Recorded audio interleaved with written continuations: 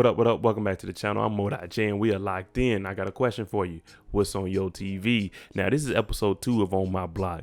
We seen the last thing that was going on between the crew. They were in that bathroom. They were trying to figure out what they're going to do about this body and how they all going to function without being cool with each other and make it happen. But before we get into this episode, shout out to the notification gang. If you're new to the channel, you're going to be a part of it. Hit your subscribe button, turn on your notification bell so you get something every time I upload. Hit that like button. It's the easiest thing you can do. Now, the crew, they got to get right. Monse, we seen her just for a glimpse, but she hung up on our boy Caesar. So we gonna see how all this plays out in episode 2 of On My Block. Now, I told y'all it was war. Now, Jamal, he's putting himself out a campaign. Now, we know the toxic Turner, so what he's doing is taking the high road. He's taking everything negative that they said about him, how he sleeps with a lot of women, how he talks to them and does them dirty. Well, we've all been a bitch before. We all acted like one before. So he gets with the women and he's saying, hey, we all had that trait in us, but it's not anything we should frown upon. We should embrace it and move forward. Jamal's even embracing the Hispanic and Latino community and supporting them in any of the events that they have. So he's reaching every aspect of the game because he's trying to get every single vote when it comes to this campaign and him getting class president, because it's Jamal Turner for president. Now, Ruby's hearing about the campaign and he's like, God damn it. That's exactly what I wanted to do. Take the high road.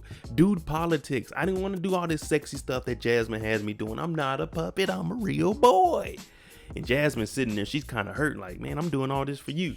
But it really looks like Jasmine is trying to get him to win president for her. She's still doing it, treating him like a puppet, trying to pick his clothes out. He's like, no, I don't want to do that. I want to do my own thing, Jasmine. Let me be my own man. But Jasmine's like, nah, just wear it is. All right, I'll let you pick your own clothes out one time. Come on, pick what you want. Now, Oscar's making his rounds too, and he's letting everybody know that needs to know. They found that body. So you need to figure out what you're going to do. Either get out of town or lay low, do something. But they found that body, and it's only going to be a matter of time before they start finding people that have something to do with this. It's almost time for the big debate between Ruby and Jamal for president. Now, they're supposed to have it in front of the whole school, but man, it looked like it's about 20 people out there in the principal. So, Ruby, get focused, but you need to be prepared for this. And I don't think Jasmine talking to you and trying to hype you up is going to work. They introduced Ruby, but they treating him more like a Reuben.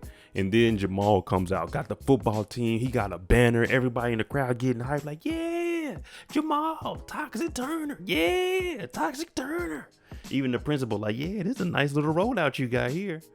Now, Ruby, he gets out there and he starts talking about what the school actually needs. More security guards, crosswalks, books.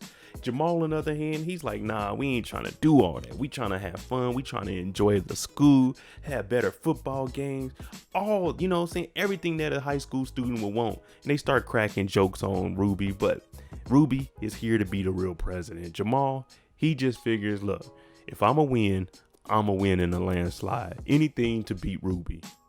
Now they start clowning all the way. Ruby just wants to be the class president. That's it. And Jamal hits him with a low blow and says, hey, I heard you had a threesome, but you didn't get done. It was just your girl. Who has a threesome and don't get none?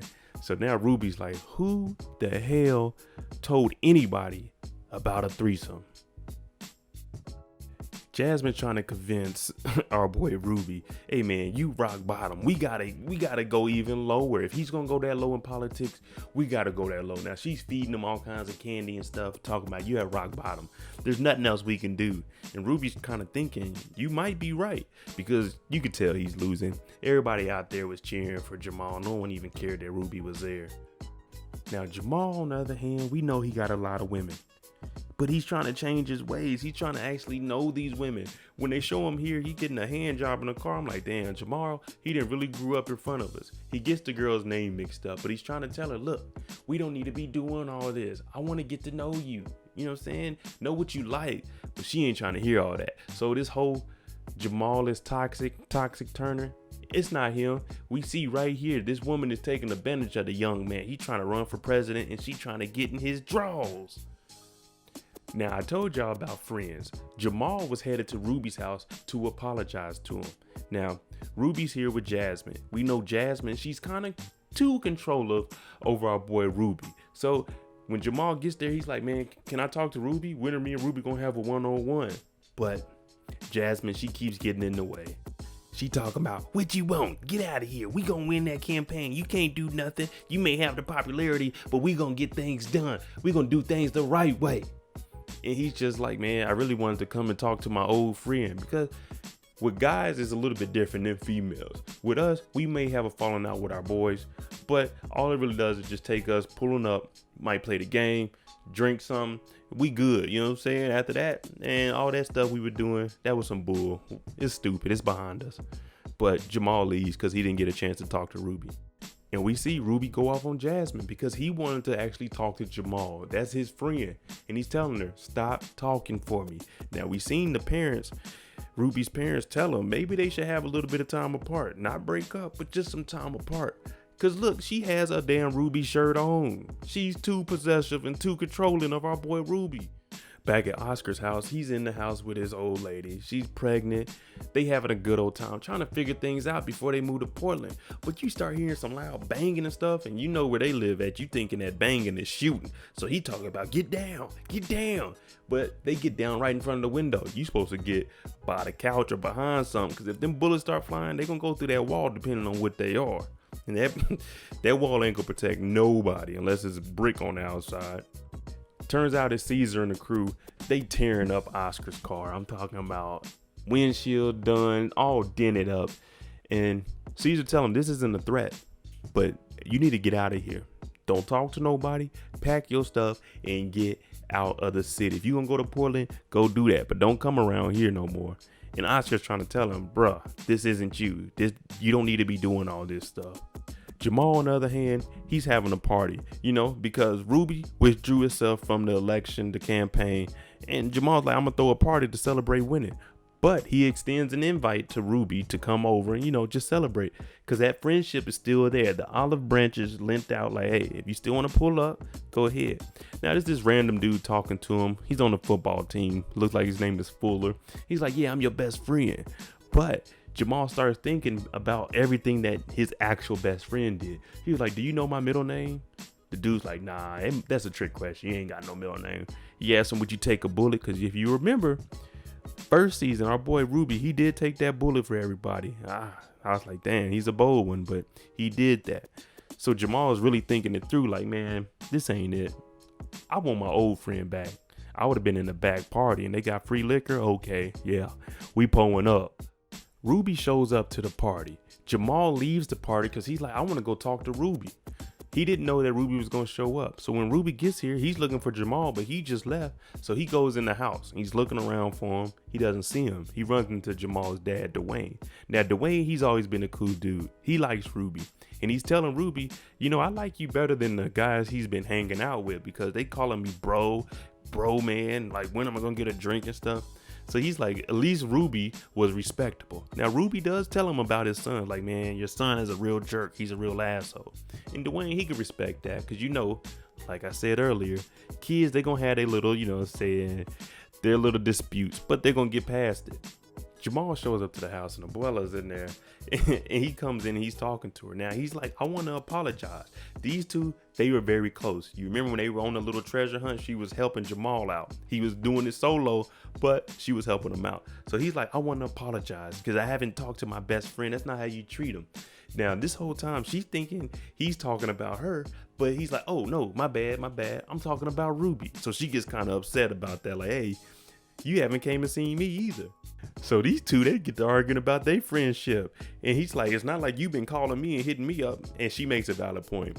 That would be inappropriate for my old ass to be hitting you up. You getting a text message from my old lady. But he being the funny guy. He talking about, it's not like you were sending me pink pics.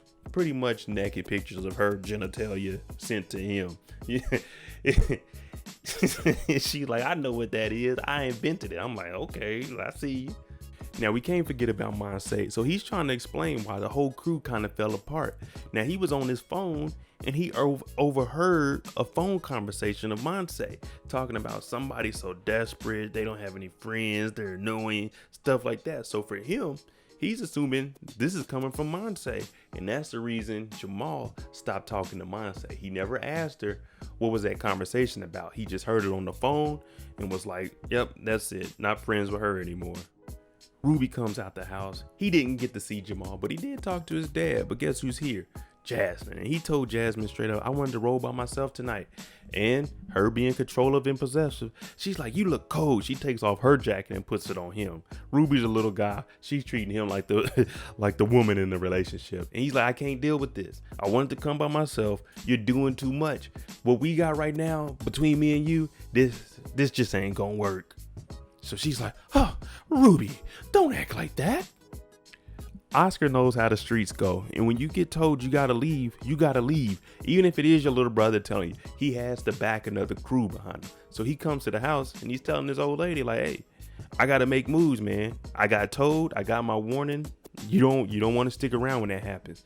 Now for her, she's telling them, hey, Caesar doesn't want to be a part of our lives. You're not going to be able to hold on to him too much longer. You're going to have to cut ties with him and move on with your life. Now, I understand that and I respect what she's saying because he does have a family. But as an older brother myself, man, I can't leave my brother in a situation I know that's going to end bad. Ruby gets home. Jamal's still over there chilling with grandma. And Ruby's going off like, you need to be apologizing for embarrassing me. And Jamal's like, I gotta apologize for that? Like, nah, man, me and grandma, we in here big kicking it. Now, me and you ain't talked in a while, but shoot, me and grandma, we squashed our little beef. But that's all it takes. I tell y'all on all my shows, a little bit of conversation will change everything. Conversation rules the nation. Now these two, they start reminiscing about when they were, you know what I'm saying, when they were close friends, like this happened, but a lot has changed since they had they falling out. Jamal's getting girls now. Hell, even Ruby's getting a little bit of action, even if it is just with Jasmine. He's getting some action. Jamal tells him the 6 different types of vagina, and then Ruby's like, hold on, there's one more, you know what I'm saying? A little dangly thing down there, you know what I'm saying? So the boys, they like, okay, tell me more about this. So their relationship is starting to get back on good terms. All it took was a little conversation. There you go, episode 2 of On My Block. Let me know, do you think it's a good thing that Ruby and Jamal got back together? Because, friends should not be beefing like that. They should just talk about it and get past it. Let me know what y'all think below. I'm J. If you like the content on the channel, hit that like button, hit that subscribe button. And I got a question for you. What's on your TV? Hey, I'm out. Jimmy on the beat, boy.